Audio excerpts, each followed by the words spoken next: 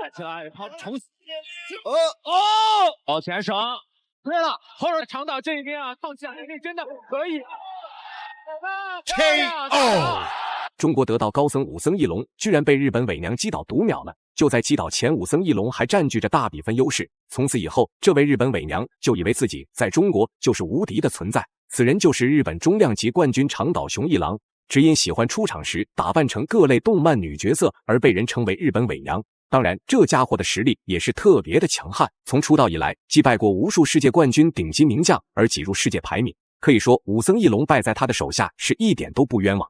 本以为长岛雄一郎开拓中国搏击市场之后会老老实实做人，结果这家伙野心十足，居然盯上了坦克邱建良的世界第一金腰带。邱建良为了这场比赛，从羽量级主动增重到轻量级与日本伪娘对战，并且邱建良暗发誓必须要用拳头告诉日本选手谁才是中国搏击老大哥。好了，废话不多说，为了让更多中国人看到邱建良的精彩表现，麻烦各位帅哥美女长按3秒点赞，小编祝各位早日赚到100万。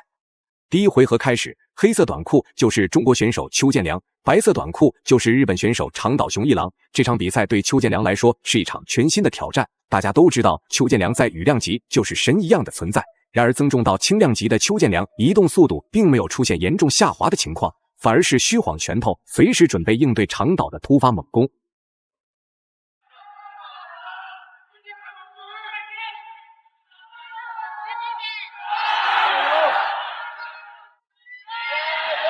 长岛的拳是很有力量，而且粘性很强。这个日本选手，特别是长岛这一批的选手，这种粘着性的打法能贴在你身上，你发不出力来。进来了，前刺，对，有点头前冲，裁判警告了。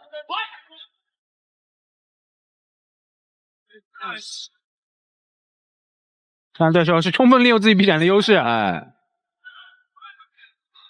两个人臂展差的是4厘米，还是要小心啊，不能缠抱，而且是冲进去的时候脑袋不要先朝着对手。我觉得这个对于长岛来说应该还好，因为我们现在的长岛今天的比赛战术打法还是利用自己所擅长的粘性打法。别看打法吊儿郎当，实则暗藏杀机，时刻准备逼近内围展开猛攻。反观邱建良的比赛节奏比较缓慢，游走的同时也在尽可能的打出精准命中，扩大比分。毕竟对战如此强悍的日本冠军，坚决不能在细节上马虎处理，否则输掉比赛，自己的羽量级金腰带也会拱手让人。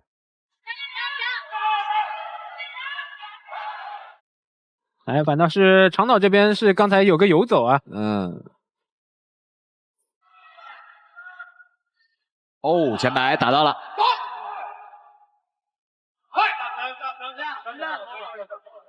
哇哦！旋风踢，这个挂到了这个，对，这攻击范围还真是够远。哎，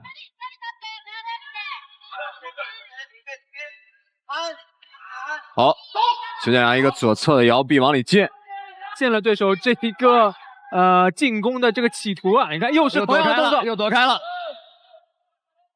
转身后摆。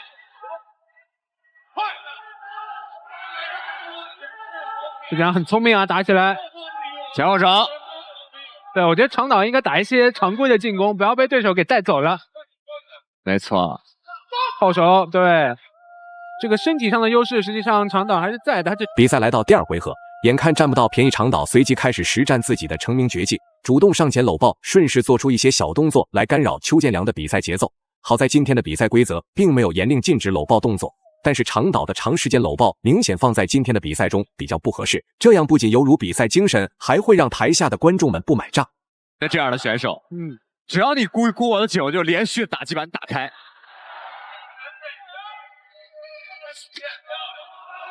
没打到。长岛这一回合并没有出太多的进攻啊。前后手，哦，漂亮！连续前近距离的这种勾摆拳的结合啊，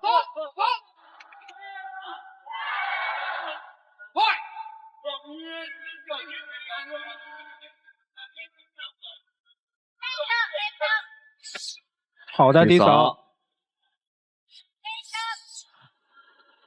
我的体重来顶你。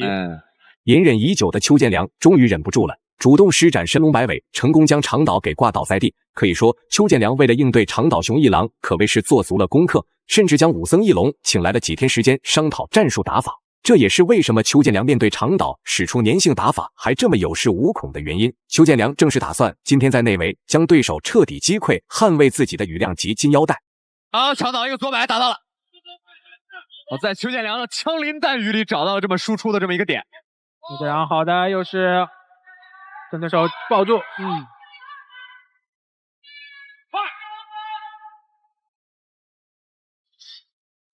这后手拳把长岛拉倒了。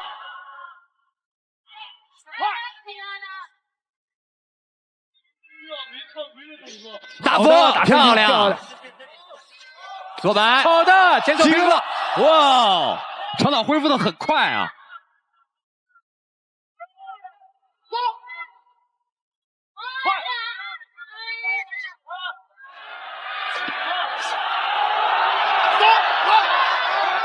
长岛现在是完全放弃重心的，全力往前突了。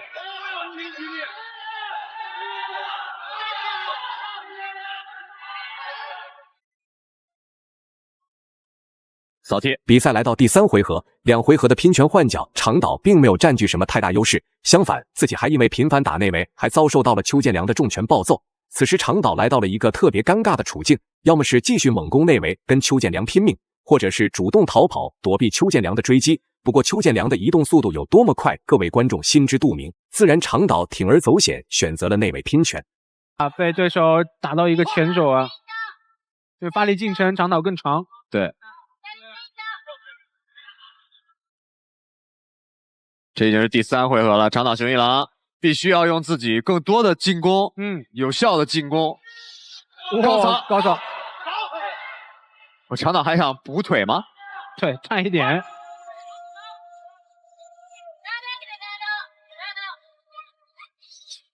好的，前手啊，刚才是把长岛打了脸色一变。长岛一个大意，被邱建良逮住机会，一顿拳打脚踢打的长岛嗷嗷惨叫，跑都没地方跑。邱建良的攻势甚至要比前2回合更加凶猛，可能是要为自己的好友武僧义龙报仇雪恨。终于长岛雄一郎不堪重负，直接瘫倒在地上，再打下去就不单单是输比赛那么简单了，极有可能会因为下手太重被邱建良送进医院。这个一阵猛攻叫停了。我们看裁判是连续的读秒，实际上在读秒之前已经是7秒啊，看着长岛眼神还没有恢复。这样在读秒之前，长岛已经是做了挺长时间了，裁判才开始读秒。没错。